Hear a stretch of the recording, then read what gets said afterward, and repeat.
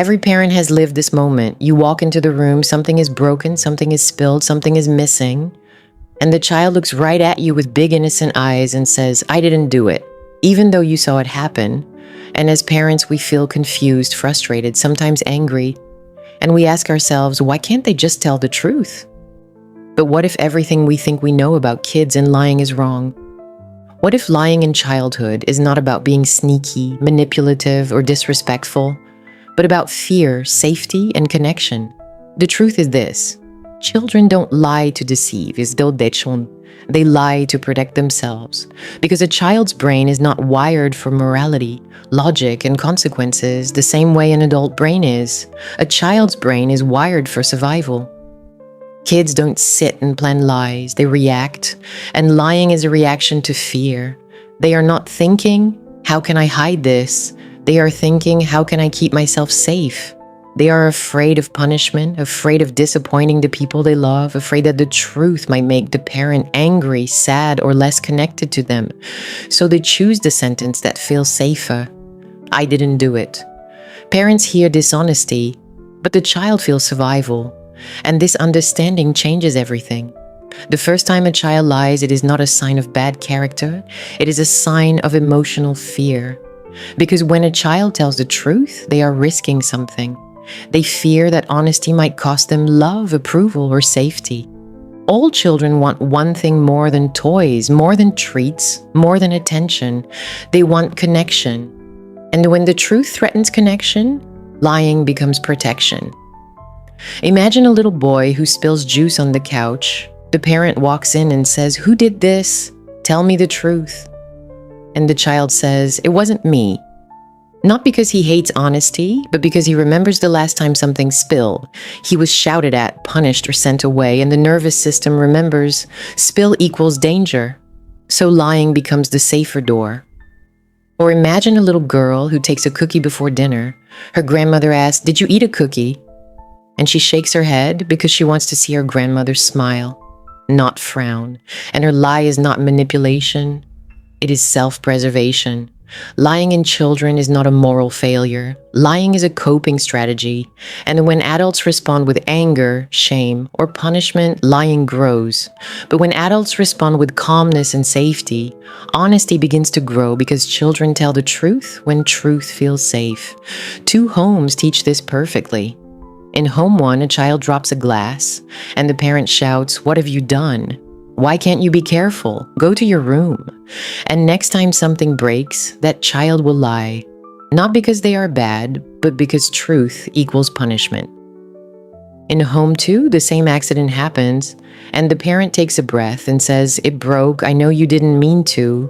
Let's clean this together." And then lovingly explains, "Next time, use two hands." And next time something breaks, that child will call the parent, because truth equals safety. Kids lie more when they are afraid, and kids tell the truth more when they feel safe. And the most powerful sentence a parent can use is, "Tell me the truth, you're not in trouble." Because this sentence removes fear, tells the nervous system honesty is safe, and invites the child into connection instead of defense. When a child lies, instead of thinking, "My child is being naughty," ask the deeper question: what fear is my child protecting themselves from? Children lie to avoid punishment, to avoid embarrassment, to avoid disappointing adults, to feel in control, and because their brain is not fully developed, the part of the brain that handles consequences, impulse control, and long-term thinking, the prefrontal cortex, will not be fully developed until their 20s, so young children react with instinct first, logic second. Here is a simple but powerful story. A 6-year-old boy draws on the wall with a marker. The parent walks in and says, "Who drew on the wall?" And the child says, "Not me," even though he is holding the marker. And he is not lying because he finds it funny. He is lying because he is afraid of the storm he expects. His brain whispers, "If I admit it, I will be in trouble." So he denies it, not because he is bad, but because he is scared. When parents react with anger, children learn, hide mistakes. But when parents respond with curiosity, children learn, it is safe to be honest. So instead of shouting, "Why did you lie?" try saying, I see something happened. Tell me what you were thinking. Because this invitation opens the door to honesty.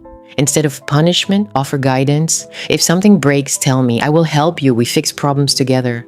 Instead of shame, offer learning. It's okay to make mistakes. That's how we learn. When mistakes are safe, truth becomes natural. And this doesn't just apply to little kids. It applies to teenagers too. Teenagers lie not because they are evil or disrespectful, but because they fear losing freedom, fear judgment, and because their connection priority is now peers, not parents. So they may lie about homework, where they were, or what they did. If parents react with punishment, teenagers hide more. But if parents react with listening, teenagers talk more. Instead of saying, "Why didn't you tell me?" Say, "Help me understand what happened. I want to hear your side." Because this sentence opens hearts. Teenagers need emotional safety to speak. If they feel judged, they silence themselves. But if they feel accepted, they tell the truth. The goal of parenting is not control. The goal is connection. Because connection builds trust, and trust builds honesty. Here are practical tools that create honesty. First, no punishment for honesty. If they tell the truth, they are safe. Second, teach how to fix, not fear the problem.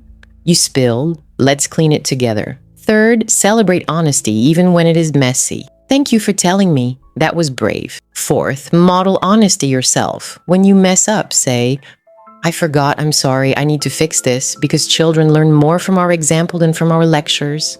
And fifth, when you hear a lie, do not attack the child. Approach the fear. Say, "I think you are worried about being in trouble. You're safe. Tell me what really happened." Because when children feel safe, they open their hearts, and when they feel judged, they close them. The most powerful truth is this: children tell the truth when truth feels safe.